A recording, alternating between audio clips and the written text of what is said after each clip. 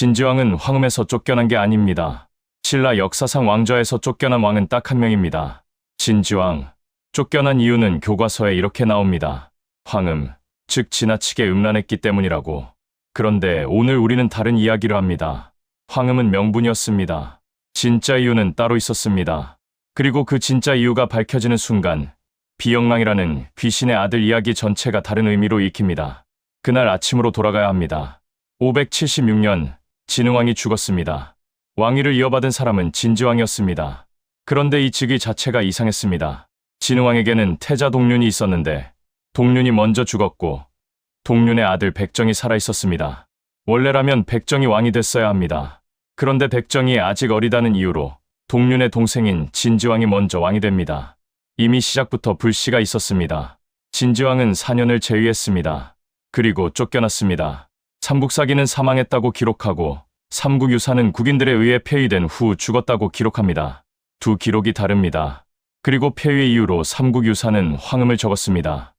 황음, 지나치게 음란했다는 것. 그런데 학자들은 여기서 멈춥니다. 황음이라는 이유만으로 신라 역사상 유일하게 왕이 쫓겨났다는 게 말이 되느냐고. 진지왕 폐위의 진짜 구조를 보면 이렇습니다. 진왕이 죽자 원래 왕이 됐어야 할 동륜의 아들 백정은 밀려났습니다. 진지왕이 왕이 됐고 4년 뒤 쫓겨났습니다. 그리고 그 자리에 백정이 왕이 됩니다. 이 사람이 진평왕입니다. 흠을 보면 이상합니다. 진지왕이 폐위된 한 자리에 앉은 사람이 바로 진지왕을 밀어낸 구도의 수혜자입니다. 학자들은 이것을 단순한 도덕적 폐위로 보지 않습니다. 동륜계, 즉 진평왕 세력이 진지왕을 몰아낸 권력 교체였다는 해석이 있습니다. 황음이라는 명분은 그 쿠데타를 정당화하기 위해 붙인 이유였을 가능성이 있습니다. 그렇다면 진지왕은 황음한 왕이 아니라 권력 다툼에서 밀려난 왕이었을 수 있습니다. 억울하게 쫓겨난 왕이었습니다. 진지왕은 쫓겨난 뒤 어떤 심정이었을까요? 왕좌에서 내려온 남자, 황음이라는 낙인이 찍힌 남자, 자신의 아들들은 왕위 계승에서 배제될 것이 뻔한 상황, 그리고 죽었습니다. 폐위된 직후 죽었습니다. 기록은 짧습니다. 그가 어떤 생각을 했는지, 무슨 말을 남겼는지 아무것도 남아있지 않습니다. 승자가 기록을 남기기 때문입니다. 그런데 삼국유사는 이상한 이야기를 하나 더 기록합니다. 진지왕이 죽은 뒤 귀신이 되어 돌아왔다는 이야기, 그리고 그 귀신이 낳은 아들이 비영랑이라는 이야기. 왜 이 이야기가 기록됐을까요? 진지왕은 황음에서 쫓겨난 게 아닙니다.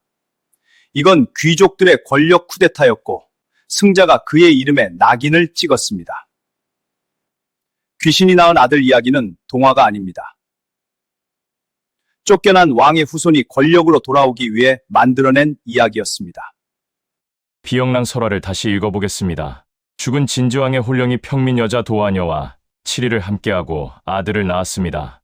그 아들이 비영랑이고 진평왕이 그를 데려다 궁에서 키웠습니다. 15살에 집사 벼슬을 받았고 귀신들을 부려 하룻밤에 다리를 놓았습니다. 이것을 신비한 설화로만 읽으면 재미있는 귀신 이야기입니다. 그런데 역사적으로 읽으면 이야기가 달라집니다. 학자들은 비영랑이 실제로는 진지왕의 아들 용춘, 즉 김용춘과 동일 인물일 가능성을 제기합니다. 김용춘은 진지왕의 실제 아들로 기록에 남아있는 인물이고 황룡사 구층 목탑 공사를 감독했으며 선덕여왕 시대에 중요한 역할을 한 사람입니다. 그리고 김용춘의 아들이 바로 김춘추입니다. 삼국 통일을 이룬 태종 무열왕. 비영랑 설화는 단순한 귀신 이야기가 아니었습니다. 그러면 왜 삼국유사는 이 이야기를 기록했을까요? 학자 신종원의 해석은 이렇습니다.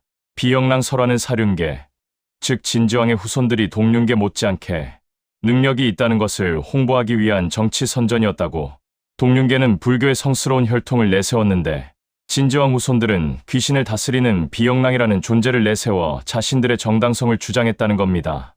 더 쉽게 말하면 이렇습니다. 쫓겨난 왕의 후손이 다시 역사 무대로 돌아오기 위해 귀신과 홀령 이야기를 통해 선대 왕을 복권시켜야 했다는 겁니다. 그리고 그 후손이 결국 해냈습니다. 김용춘의 아들 김춘추가 태종 무열왕이 됐고 삼국 통일을 이뤘습니다. 쫓겨난 왕의 핏줄이 신라를 통일했습니다.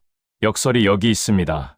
황음한 왕이라는 낙인을 찍어 쫓아낸 세력이 선덕여왕을 낳은 동륜계입니다. 그런데 삼국 통일은 쫓겨난 진지왕의 핏줄 김춘추가 완성했습니다. 역사의 아이러니입니다.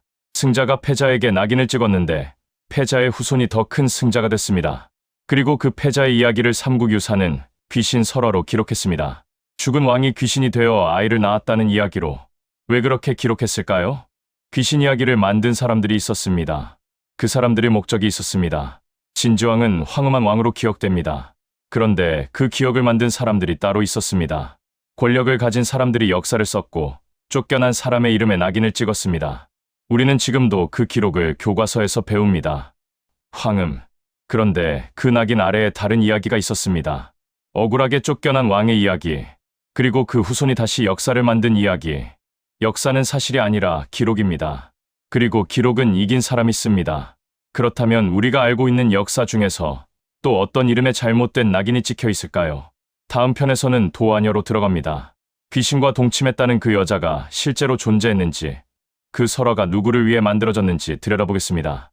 이은의 교과서 너머 한국사, 이은입니다.